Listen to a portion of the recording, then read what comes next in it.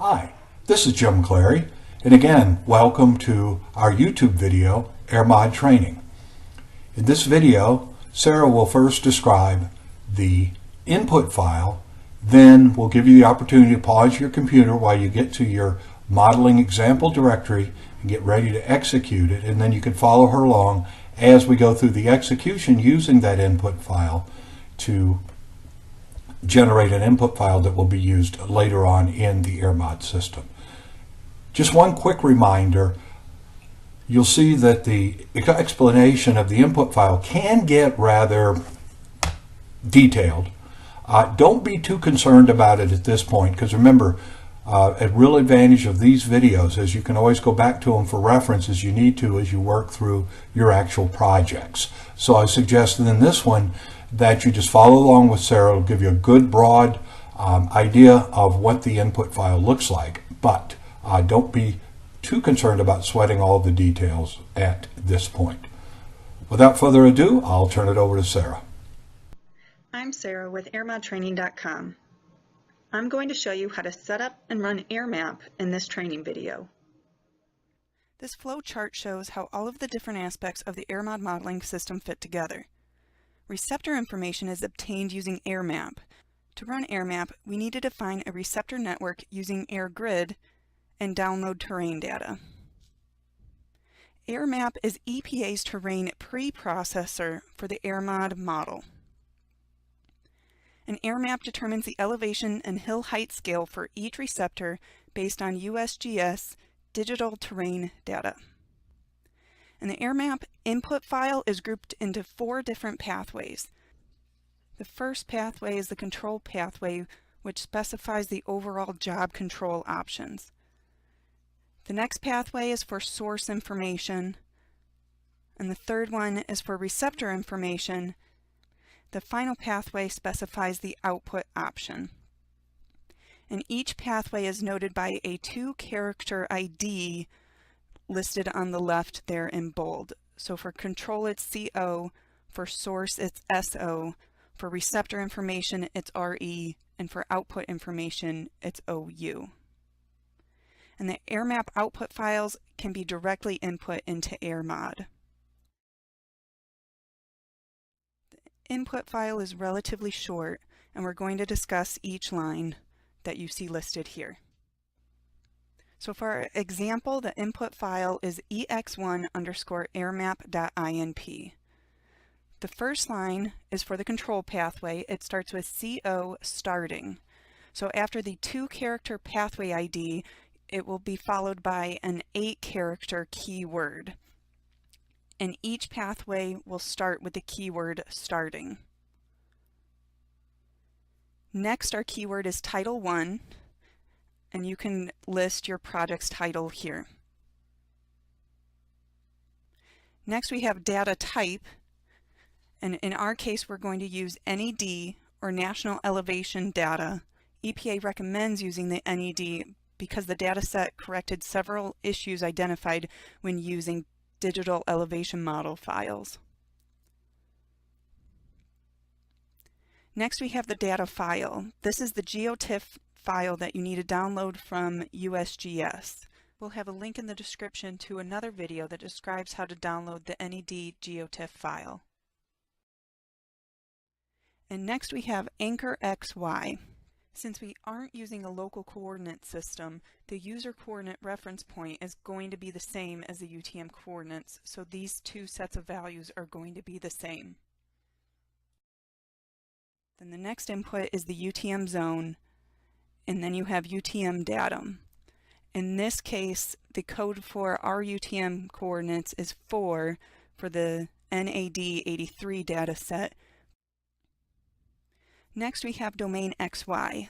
This is going to define the domain of the terrain data that we have listed above. So first you have the lower left corner of the domain, and then the next option is listing the upper right corner of the domain boundary. EPA guidance states that the terrain data and the domain boundary must include all terrain features that exceed a 10% elevation slope from any given receptor. The 10% rule may lead to excessively large GeoTIFF files and domain boundaries, especially in areas of complex terrain or fjords. So be sure to check with your reviewing agency to ensure that you have an adequate domain and GeoTIFF file size. Large GeoTIFF files and a large domain boundary may significantly increase model run time. I've loaded the NED GeoTIFF file into Global Mapper, and then I also have a Google Earth KML file that has the information of the facility in it that you can also load into Global Mapper. So I'm doing this to show you what the anchor XY and the domain XY keywords define. So here you can see the facility, and in the center of the facility I have the anchor XY location here. And this is mainly important if you are defining local coordinates because it matches up local coordinates with the UTM coordinates. So here, anywhere in the center of your facility will be fine for the anchor XY. So I'm going to shut off the facility here, and I'm going to zoom out to the entire NED file. And keep in mind, for downloading practicality, we kept this NED file to a small size, so it probably will not pass for regulatory applications. We're just using it here to demonstrate for you. So you can see the border of the entire NED value, or the NED file here, and then the domain XY is outlined with the black line here. So even if we had a larger NED file, the domain would remain the same, and so then therefore the hill height scales would also remain the same because you're only evaluating the area within the black box here. So next you have run or not. When run is listed, it will complete the entire model run. If you list not here, it will only go through the setup options. So that's all of the control options that we need to list, so we will end this pathway with the keyword finished. The 2-character pathway ID can be listed throughout the entire section, but it is also okay just to list it for the starting and finished keyword, like I have shown here. The next pathway is the source pathway noted by the 2-character SO ID. Again, you need to start this pathway with the keyword starting. Next we have the location keyword. Here we define the source ID and then the source type, and we follow it by the coordinates of the actual emission point, and in this case we're listing the UTM coordinates. To finish the source pathway, we use the keyword finished. The next pathway is the receptor pathway noted by the RE ID. So again, we use the keyword starting. We're using the included keyword to reference the AirGrid output file. And then we end this pathway with the keyword finished. Our last pathway is the output pathway noted by the OU pathway ID. So this pathway starts with the keyword starting, and then next we list the output files. The first one listed here is the receptor file that will be directly input into the AERMOD dispersion model. And next we have the source location file, which is an optional file that can be input into AERMOD. In our example here, we're using it just so you can become familiar with it. We are not actually going to input that file into AERMOD. So to finish our output pathway, we use the keyword finished.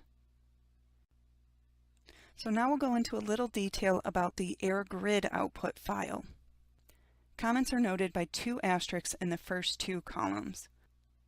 This file is referenced in the receptor pathway, so we will use the RE pathway ID. And next we have the receptor type.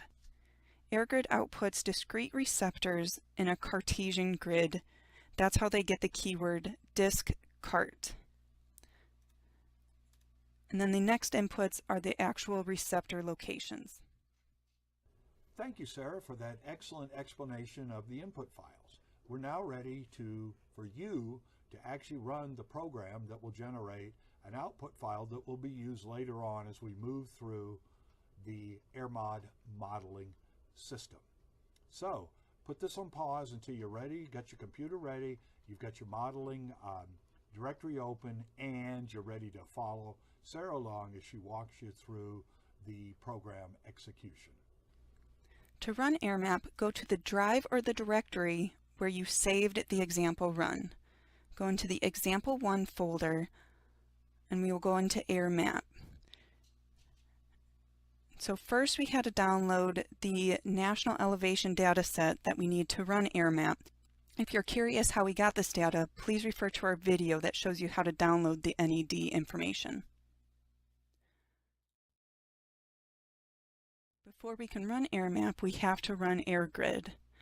So go into that folder. For more detailed information on how to run AirGrid, please see our video, How to Create a Receptor Network Using AirGrid. We have the sender point defined here, and we're listing the 2 stack locations. And we do have a property line that restricts public access, so I have that file listed here.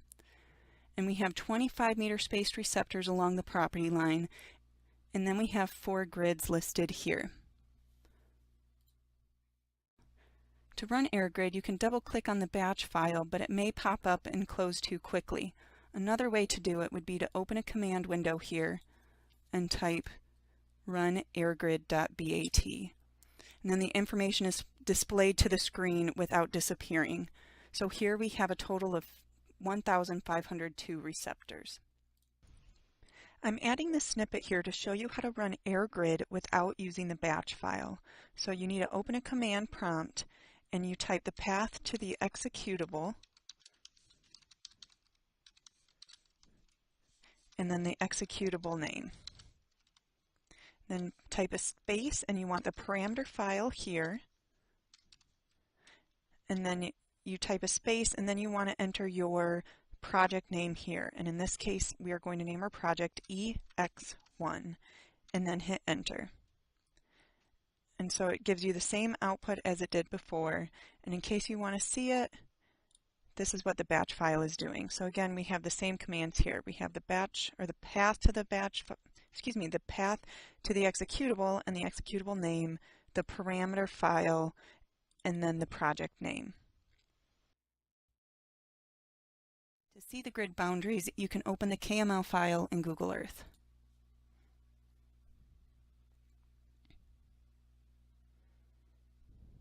So this EX1 airgrid.xy, this is the file that is directly input into AERMAP. So go up a folder and over to AERMAP. This is the input file that we discussed earlier. And so to run this again, open a command prompt here and just type run_airmap.bat, then enter. Out of all the different components of the AERMOD modeling system, AERMAP is going to take the longest.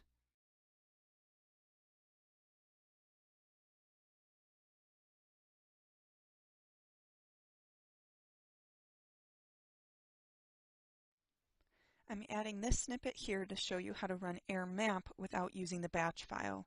So go to your command prompt and we need to copy the input file to airmap.imp. The program requires that the input file be named airmap.imp. So then hit enter and it shows one file was copied, and then you need to type the path to the executable and the executable name, and then hit enter.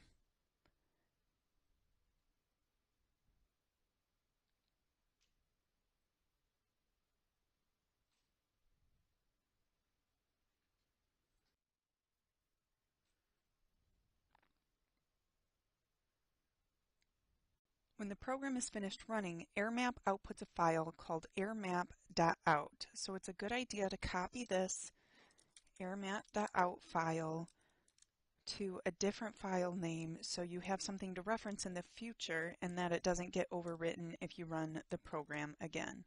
So again, we're copying airmod.out to ex1_airmap.out.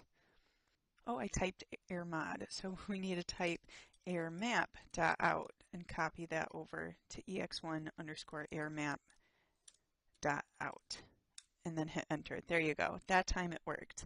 And then to clean up the file, I like to delete AERMAP.inp and then delete AERMAP.out. Right. And if we were to open the batch file, which I'll do right now in a text editor, you'll see that all of the commands that I just showed you in the command prompt are the commands that are saved in the batch file. AERMAP is finished running, and it only took about 35 minutes on this computer. So going back to the AERMAP file that we have under the example run, you'll see multiple files were created, and most of them summarize the inputs and the model run messages. The AERMAP out file here will show you the significant model options. First, it summarizes the inputs, and so as you go through, it shows you that the setup was finished successfully, and it gives all the other run information. And when you scroll down to the bottom, you'll notice if there's any fatal error messages and any warnings that they might have. So we successfully ran AERMAP. So going back to the folder, the RE and the SO files, these are the two files that can be directly input into AERMOD. This is one of the AERMAP output files. This one is titled ex1.so. This contains the source information that can be input into AERMOD. The first few lines summarize some of the components of the AERMAP run, such as the domain, size, the anchor XY location, and how many NED files that you might have used. So first we have the pathway ID, and this is for the source information, so it's the SO pathway ID. In the first line we define the elevation input units. Then the location keyword defines the source ID, the source type, the location, and the elevation.